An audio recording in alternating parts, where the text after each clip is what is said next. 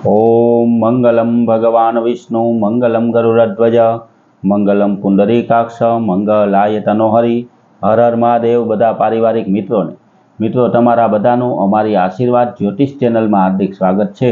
हमेशा माटे मित्रों आध्यात्मिक धार्मिक माहिती लई अने आपनी पासे अमे आवता होय, जेमां हिंदू सनातन धर्म ने लागू पड़ता देवी देवताओं विशेनुं महत्व होय, पूजापाठ विशेनुं महत्व होय के अलग अलग वस्तु विशेनुं महत्व होय ते आपनी पासे अमे सारूं साचुं अने सचोट रीते रजू करवानो हमेशा प्रयत्न करता होय।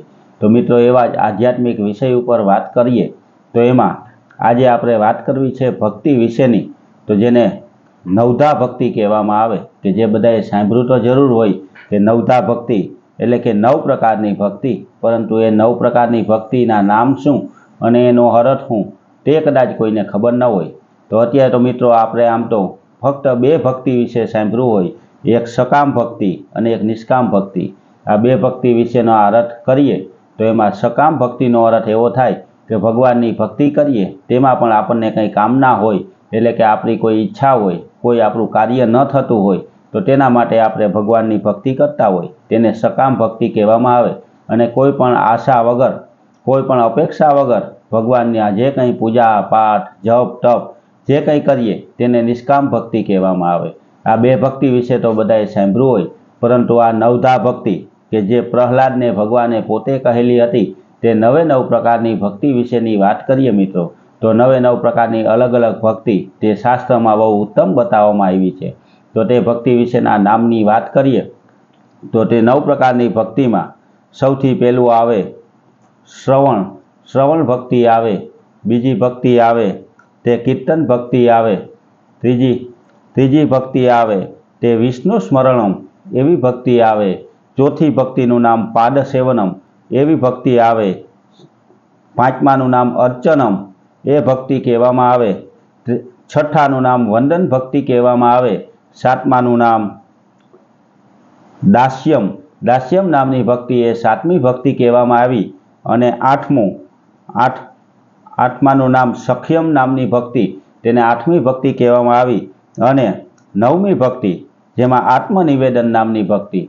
आ 9 भक्ति विषे भगवाने पोते प्रहलाद ने जे माहिती आपी तेनी वात करीए मित्रों तो आ 9 भक्तिना एना विगतवार वात करवी होय तो सौथी पहेली जे भक्ति कहेवामां आवे तेने श्रवण भक्ति कहेवामां आवे। आ श्रवण भक्तिनो मतलब एवो थाय के क्यांय पण कथामां अथवा तो सत्संगमां जई अने श्रवण करवुं एटले के जे सांभळवुं अने जे कंई आपणे सांभळ्युं होय ते आपणा जीवनमां उतारवुं अने तेने आपणा उपयोगी बनाववुं तेने प्रथम भक्ति कहेवामां आवी, तेने श्रवण भक्ति कहेवामां आवे। ते शास्त्रनी अंदर पहेला नंबर उपर एने स्थान आपवामां आव्युं छे। अने आम पण मित्रों वात करीए तो श्रवण भक्ति पछीनी वात करीए तो बीजा नंबरनी भक्ति एटले के कीर्तन भक्ति आवे।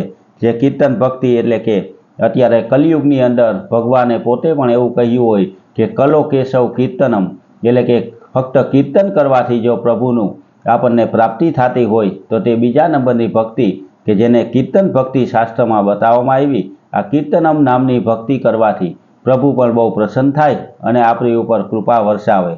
आ भक्ति मित्रों आपणने खबर छे के कलियुगनी अंदर आ भक्ति करवी ते पण बहु सहेली नथी, कारण के कीर्तन करवा बहु अघरा होय अने ए कीर्तनथी आपणने खबर छे के नरसिंह मेहता मीराबाई एवा भक्तोए पण कीर्तन करी अने प्रभुने मेळवा होय तो आ बीजा नंबरनी भक्ति एटले के कीर्तन भक्ति कहेवामां आवे। त्रीजा नंबरनी भक्तिनी वात करीए मित्रों तो ते भक्तिनुं नाम आवे के विष्णु स्मरणम एटले के हालता चालता भगवाननुं स्मरण करवुं।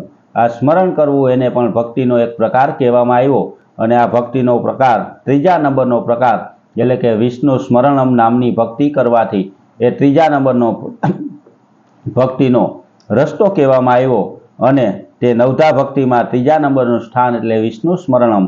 फक्त 24 कलाकनी अंदर मित्रों आपणाथी 1 मिनिट 2 मिनिट 5 मिनिट के 10 मिनिट जे कंई स्मरण थई शके ते स्मरण करवाथी पण प्रभु आपणी उपर प्रसन्न थाय तेने स्मरण भक्ति कहेवामां आवी। स्मरण भक्ति पछीनी विष्णु स्मरण नामनी भक्ति पछीनी भक्ति आवे के जेने कहेवामां आवे के पाद सेवनम नामनी भक्तिनो मतलब एवो थाय के हमेशा माटे भगवानना चरणोमां रही अने भगवाननी सेवा करवी। આ ભક્તિને શાસ્ત્રમાં ચોથા નંબરની ભક્તિ કહેવામાં આવી. આ પાદ સેવનમ નામની ભક્તિ એટલે ભગવાનના ચરણોની સેવા કરવી, પૂજાપાઠ કરવા, જપ તપ કરવા, આ કરવો એને પાંચમો પ્રકાર કહેવામાં આવ્યો મિત્રો. એના પછીની વાત કરીએ તો પાંચમા નંબરની વાત કરીએ તો પાંચમા નંબરની જે ભક્તિ છે તેને અર્ચનમ નામની ભક્તિ કહેવામાં આવ્યું. આ અર્ચનમ નામની ભક્તિ એ ભગવાનની પૂજા કરવી તેને અર્ચનમ કહેવામાં આવ્યું.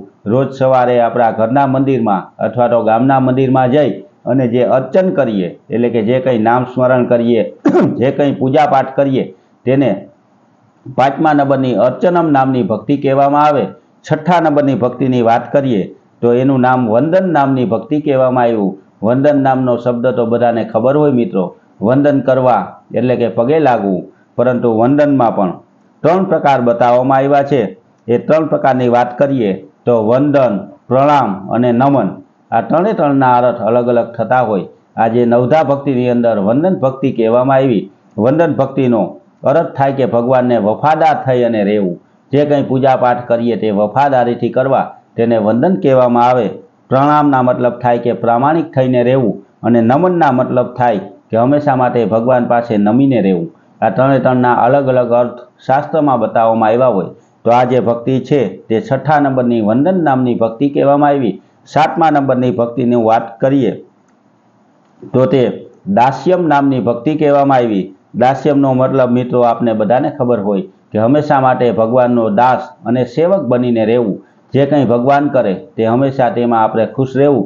ભગવાન આપણને જેમ રાખે તેમ હંમેશા રહેવું અને તેને દાસ્યમ નામની ભક્તિ કહેવામાં આવી છે.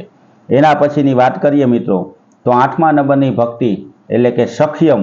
સખ્યમનો મતલબ મિત્રો એવો થાય કે ભગવાનના મિત્ર બની અને રહેવું. એને સખ્યમ નામની ભક્તિ નવધા ભક્તિમાં 8મું સ્થાન આપવામાં આવ્યું. એના પછીની છેલ્લી અને મોટી ભક્તિ કે જેને આત્મનિવેદન ભક્તિ એ 9મી ભક્તિ કહેવામાં આવી. આ નવધા ભક્તિની છેલ્લી એટલે કે 9મી ભક્તિ એ આત્મનિવેદન ભક્તિ કહેવામાં આવી. એટલે કે એનો મતલબ એવો થાય કે ભગવાનને નિવેદનમાં બધું અર્પણ કરી દેવું. ભગવાનને બધું સુખ દુઃખ જે કંઈ આપણી ઉપર છે તે બધું ભગવાનને કહેવું. તેને આત્મનિવેદન નામની ભક્તિ કહેવામાં આવે. અને આમ તો મિત્રો આપણે કહીએ તો એવું પણ આપણું સાંભળ્યું હોય કે ભગવાનને આપણે એમ કહીએ કે મારે તો પણ તું અને તારે તો પણ તું. એ રીતે ભગવાનને બધું સોંપી દેવું એને આત્મનિવેદન નામની ભક્તિ કહેવામાં આવી.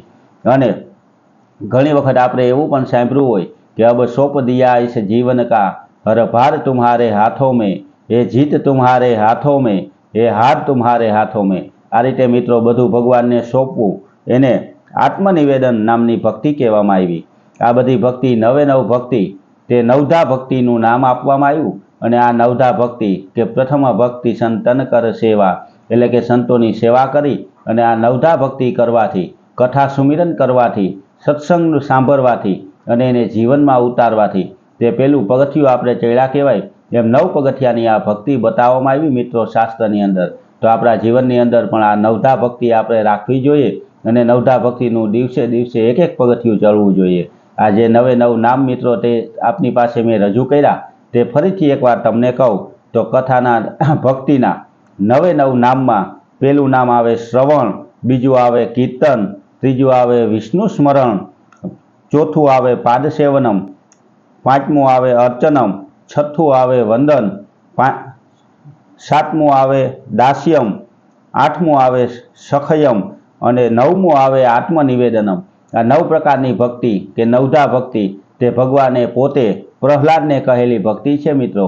આ ભક્તિને જીવનમાં ઉતારવા જોઈએ. અને આપણા હિન્દુ સનાતન ધર્મની અંદર ઘણા ભાઈઓ અને બહેનોએ નવધા ભક્તિ એવું નામ સાંભળ્યું હોય, 9 પ્રકારની ભક્તિ તે પણ સાંભળ્યું હોય, પરંતુ તે 9 નામ કદાચ બધાને ખબર ન હોય. તો આપના સુધી આ 9 નામ પહોંચે એવી મહેનત કરી અને અમે આપની પાસે આજે રજૂ કર્યા મિત્રો.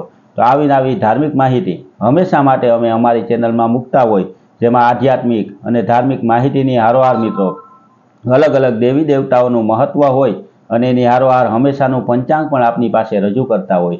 તો મિત્રો આવી ધાર્મિક માહિતી હંમેશા માટે આપના ઘરે બેઠા મળી રહે તેના માટે અમારી સાથે જોડાઈ અને અમારી ચેનલને સબસ્ક્રાઈબ કરી, લાઈક કરી અને શેર કરજો. બધા પારિવારિક મિત્રોને હર હર મહાદેવ.